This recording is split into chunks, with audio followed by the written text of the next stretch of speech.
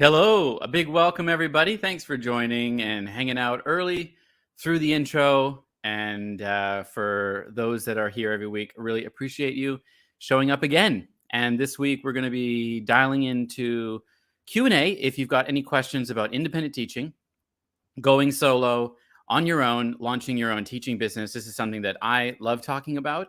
And I'm here to talk about it with you today. And Yin Yin and I are ready to answer your questions. So feel free to fire them away if you've got any questions about, maybe decisions that you're making around independent teaching, or maybe you're kind of into it a little while now and you're facing some roadblocks, or you're just kind of wondering how to grow and scale and all those things. So happy to answer questions. And I've also taken some of the top questions that I get normally in my Facebook group, Launch Independent Teaching Going Solo. It's a bit of a mouthful, but if you search for Going Solo Independent Teaching, you will find it. We've got almost 4,000 members there, and it's a good support community for you if you're looking to get questions answered, share ideas, resources, and connect with other independent ESL teachers. Most of us are probably teaching in the Chinese market, but there are lots of independent teachers in there that are in other markets as well.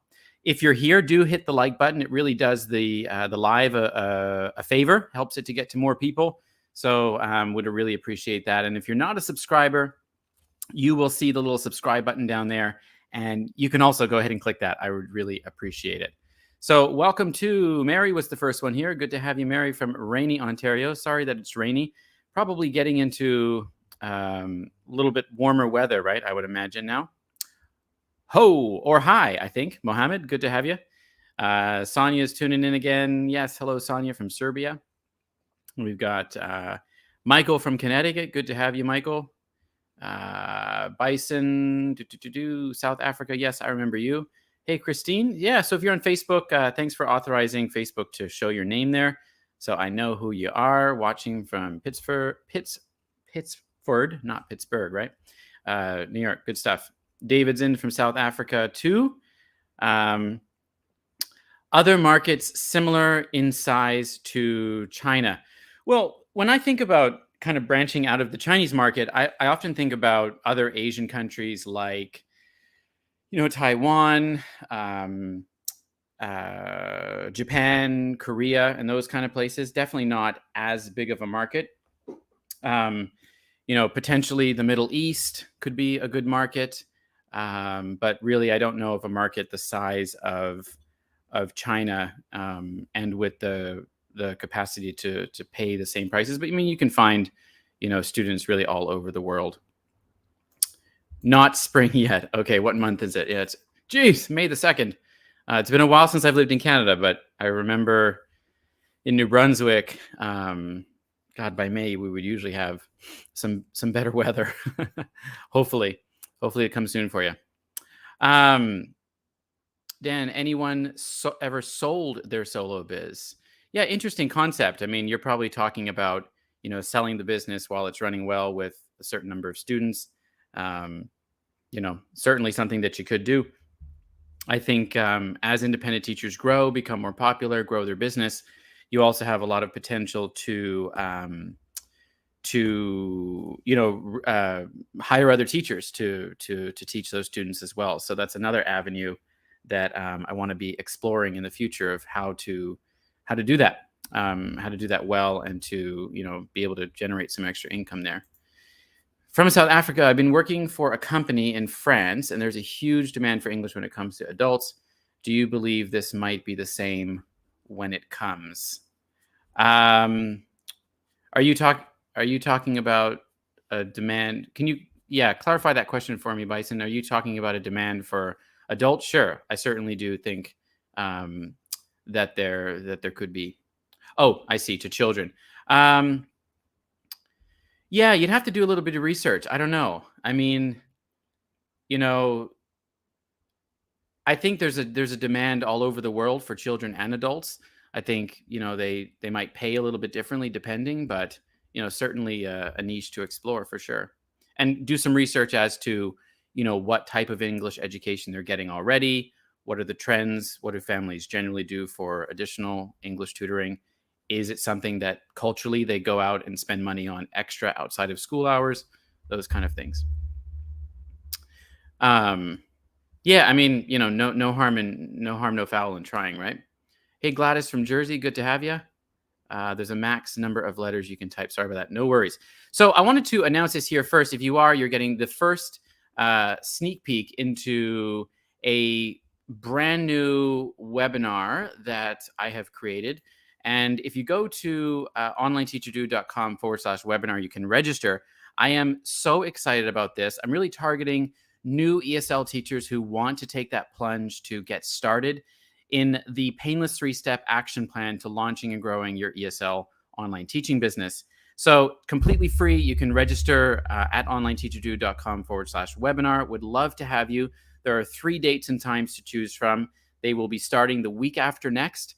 And this is the first time I'm announcing it right here on this live. So you can grab those first seats if you are interested. And maybe, if you're kind of just in the independent teaching world, you might pick up a few new things. I'm really going to add a lot of value and go through 3 pillars that I believe are essential to getting your business started and to growing it as well, because that's what we want to do. There's no sense in getting it started but not having a plan to grow and increase your income and also increase your business. So that's what I wanted to say about that. Some of the questions I generally get in my Facebook group when people join, I ask them, what is the one thing that they're struggling with? And I've just written some of the questions down here. So I'll put timestamps on the video after this goes into published mode. But a lot of people ask me about whether or not they need a website. Let me know in the chat what you think about this. And if you have a website, feel free to share it as well. I believe the short answer to that is no, you don't need to have a website. I do teach how to build a website that's visible and viewable in China. And I think it can be a great place to send parents to showcase your business, to showcase your offers and what you're all about. But is it required? Absolutely not. I mean, you don't really need to have a web presence to get started teaching independently. You can start with the basics. You can start with free things, free tools, free software, and grow from there. And if a website is something that you want down the road to automate things, then great, you can certainly do that. Outside of the Chinese market, I would say that a website is a valuable asset to have, simply because that's what we generally do when we're going to learn about someone's business, learn about their offerings. We go to their website and find out more, and that's usually a funnel into their business. Whereas in China, it's a little bit different, and we have more difficulties in, creating websites that are going to be viewable and usable with our Chinese clients. So we can really do everything that we need to do right inside of WeChat with a few targeted images, with a few bits of key information, a payment gateway, a way to collect payment, and a way to communicate. Outside of China, it's a little bit different, and I think a website is really valuable. So kind of a yes and no answer to that. I get a lot of people asking me about curriculum and how to choose curriculum based on the needs of their students and also what they're comfortable with. And the long and short of curriculum is you have to sort of decide what sort of offer you're wanting to offer your students. I mean, a lot of teachers really enjoy the freedom and flexibility of going independent and being able to kind of put things together, pull resources from different websites, and really target specifically the needs of their particular student. The more you're able to do that, I believe the higher price you can charge your students. If you're able to be really individual, really targeted and specific in what you're teaching, and you're pulling from different resources and kind of curating a curriculum for that child, then you can absolutely charge premium prices for that. A lot of teachers are just not interested in spending the hours that takes to do. And so step-by-step, pre-made online curriculum is a great way to go if that's you. And there's lots of options and possibilities out there for that. So you really need to kind of decide what you want to offer, what you're comfortable teaching. Go out there and look at what's available. I've done videos on ESL curricula. If you're in any of the Facebook groups, you can find out about them as well. And don't let that be a stumbling block to you. There's a lot of great stuff out there. There's a lot of free resources online, and you can get started for free, really. A lot of teachers also ask me about negotiating with Chinese parents, and sometimes the idea of launching your business sounds really straightforward. Okay, I'm going to get everything set up. I'm going to then just let everybody know that I'm ready to start, and then the money is going to start coming in. And sometimes it doesn't happen like that.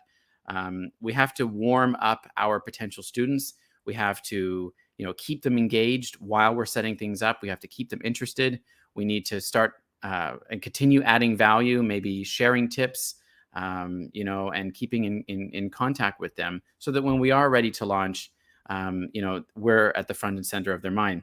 I think when we launch, it's also really important to let our clients know that we've got things set up, that we're prepared, that we're professional. And so doing that front end work is really important, so that when they start asking the questions that they'll inevitably ask about your business and how to start learning from you, you're ready with answers, you're ready with resources to share, and you have a system set up to kind of start.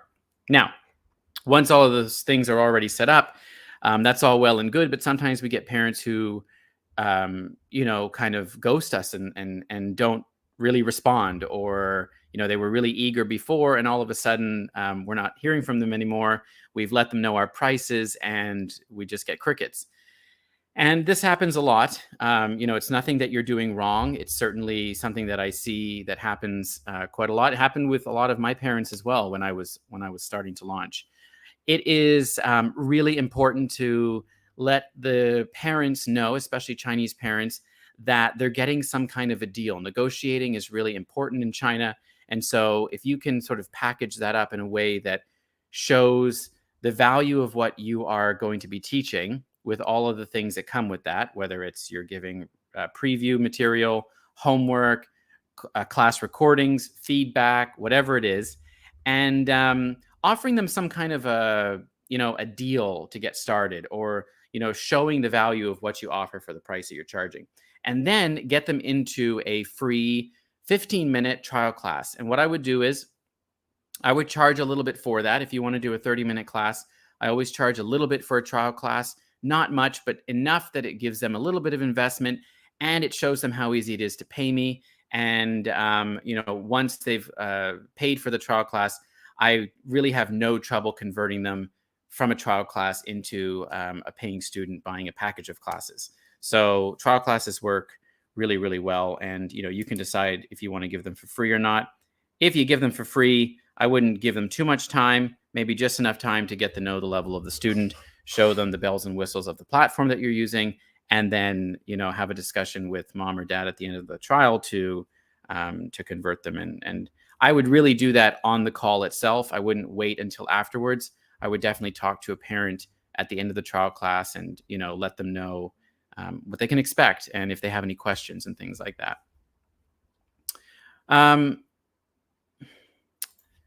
Spanish tutoring platform. I don't, Gladys. I think that Spanish tutoring platform. You could probably teach Spanish on OutSchool and possibly AllSchool as well. Hi from France. Hey, Juliet. No, so all the times for the webinar automatically converted into your time zone, David. So yeah, easy peasy. Hey from Georgia. Greetings from Ecuador. Web presence necessary for Stripe. So a web presence is necessary for Stripe, yes, but it can be simple, like a Facebook business page that sort of has the name of your business, maybe a little logo, a place that they can contact you. At minimum, I would do that. If you run into problems with that, you can also try LinkedIn. If that doesn't work, you could set up a very simple site on Strikingly, which I think I've showed you how to do before. Hey from Joburg, South Africa. I don't know if I can say your name, Abrella, I think. Thanks for joining. If you've got any questions about independent teaching, please throw them in the chat.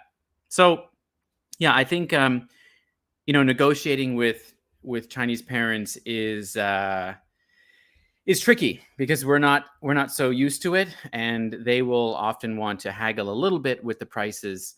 And so, if you're going independent with Chinese students, just be ready for that, and maybe consider presenting a way of letting them know the value of what you're offering, but also letting them feel like they're getting some kind of a deal is a great way too. So yeah. Another question I get often is about charging and what price to charge, and how many classes to offer in your package. And it's really an individual thing. I always like to teach working backwards. So work backwards on how much you need to make, how many potential students you sort of foresee having, and what that would look like based on the number of hours you want to teach per day. It really depends on a lot of things: where you live, what you're comfortable offering. Maybe in the beginning, it's a little bit lower and you increase from there. And I would probably have two different tiers, maybe a more expensive tier for a smaller number of package of classes, like 10 or 15, and then a larger package of classes, like maybe 25 or 30, where you're offering a slightly lower price because you're going to be invoicing less and dealing with those fees less. So, you could offer a little bit less based on a package. So, I'm not going to tell you what to charge, but a lot of it comes down to individual decisions. I charged 40 US per hour starting out, and then increased to 45. And, that's what works for me. I charge in RMB, and, invoice through Stripe. So works out really well. And I had another trial student yesterday or 2 days ago who converted just today and bought a package at the higher price. So, slowly moving my students to the higher price, and eventually will increase my rate for those that I've had at the lower rate. So I'm kind of waiting maybe a few more months for that.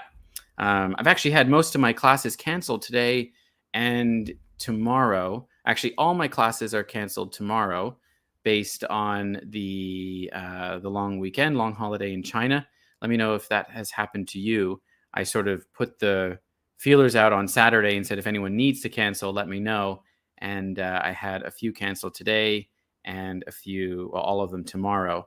So hasn't really happened to me like that before with even some of the larger holidays. So hey, always good to have a break though, right? David, do you think Chinese companies will make a comeback in the future? Woo! Do I think Chinese companies will make a comeback in the future? I've flippantly, tongue-in-cheek said that I think they will before. I don't know if I've said it on here, but I've kind of wondered if, the sort of pendulum will shift once again and things will come back. I don't think that we're going to see it anytime soon, just my personal opinion.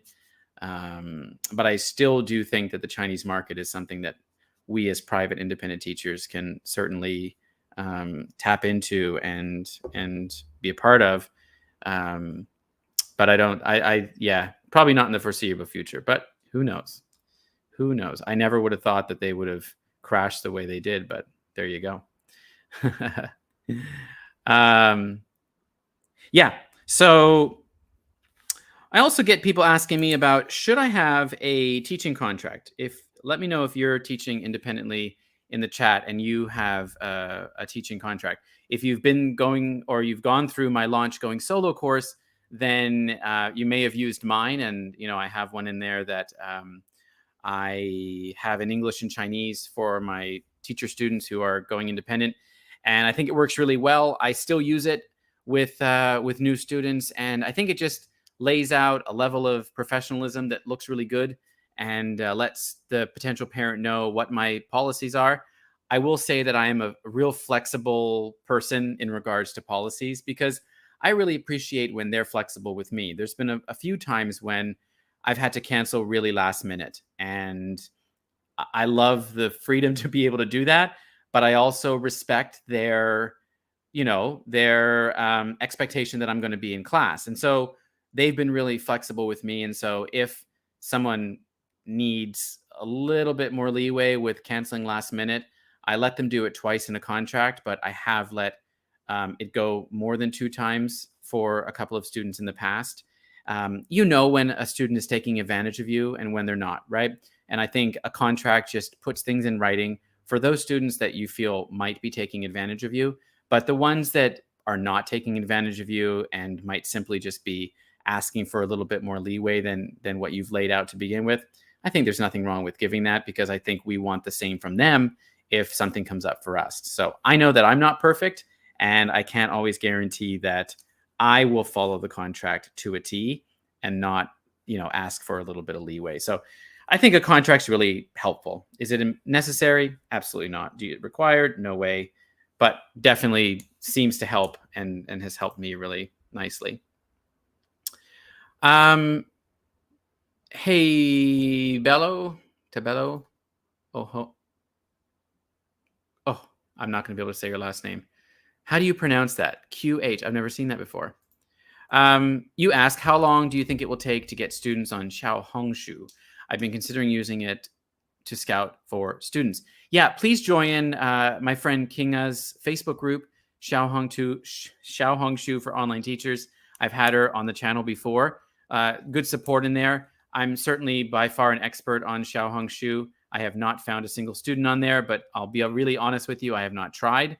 I really rely on Kinga's training for that, for helping other online teachers.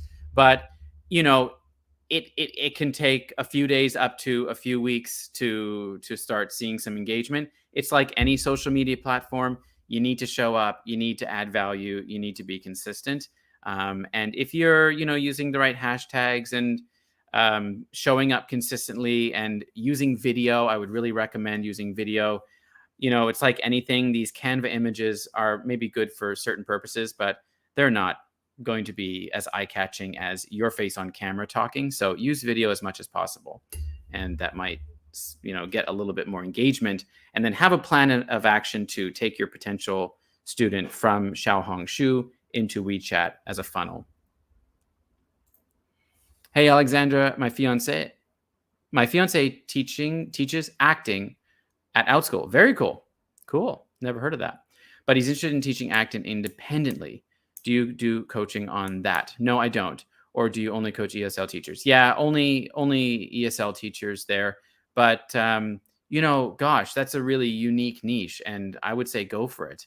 I would say find out where your target students are hanging out. I think that's always the first course of action, finding out where they're hanging out and, talk to them, find out what their pain points are, as your fiance probably already knows, and start your business targeting them, adding value.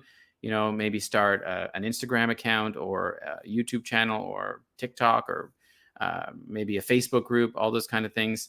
Yeah, sounds really cool. You're welcome.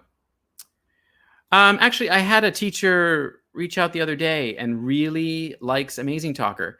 I haven't heard necessarily great things or not so great things, but this teacher thought they were pretty good. So, and they were doing really well on them. So yeah, go for it. 2 companies I know hiring right now are 3, Cambly, Nil English, onlineteacherdude.com/NIL, and YB Kids. So Japanese company, super small, looking to hire a few teachers. onlineteacherdude.com/ what is it now? YB Kids, I think. Yeah. And you'll be taken to their form and they will know that you came from me, and hopefully you get a little bit of success with that. So yeah, that's good having you guys here asking some questions. Feel free to use the chat. Hey, Katie, love to hear if you tried out non-Chinese marketing routes. Not specifically for my business. I have coached some teachers to using Facebook and Instagram and Facebook groups and things like that. I have had students find me from YouTube, from this channel, and through Facebook as well, sort of accidentally. And yeah, I think that's it. But I haven't really taken that route seriously yet, sort of focused on China at the moment. But I know a lot of Chinese Chinese independent teachers are looking to branch out. So definitely a space to be watching and learning more about. 14 students, that's great. Many of my parents just want to get started and send money, but don't care about the contract. Yeah, I think that's so true, right? But it's sometimes, it's sort of the deal sealer for me. I send it, they send it back, I send the invoice, we're good to go. It's harmless, it doesn't take much time, and I like having it in case I need to fall back on it if I need to say, hey, you've already taken 3 of the allowed, last minute cancellations. I need to charge you for the next class. At least they've seen that policy in advance, sort of thing. But yeah, absolutely. They definitely don't ask for it. Yeah, very cool. Okay, so again, if you have any questions, I'll be here for another 2 minutes. Wanted to remind you about the free live webinar, the painless 3-step action plan to launching and growing your online ESL teaching business. You can go and choose a date and time at onlineteacherdude.com/webinar. Time zones will be in your time zone. And we're going to party in there and share lots of value. So please join. It is completely free. And I'm going to be taking you through 3 pillars of what I think needs to be in your business to help you get started and grow. So yeah, there we go. Happy Monday, everyone. It is 9:30 here in sunny Bangkok. Actually, it was pretty cool this evening, which was kind of nice, but it is just hot, so hot every day here. It's just crazy. I kind of get a little tired of it, but I wouldn't, on the flip side, want to be in the cold at the moment either. Maybe for a couple of weeks, but not living. Good, Dan. Awesome. Got a funnel for non-Chinese students. Please, talk to us about that. Let us know what you're up to there. That's very cool. Are degrees needed for those companies? Mostly, yeah, Gladys. Cambly, no, I don't think so. Nil prefers one. YB Kids does as well. Yeah, but Cambly, I think you'd be okay. So thanks again for being here. Again, smash the like button. Hit subscribe if you're not a subscriber.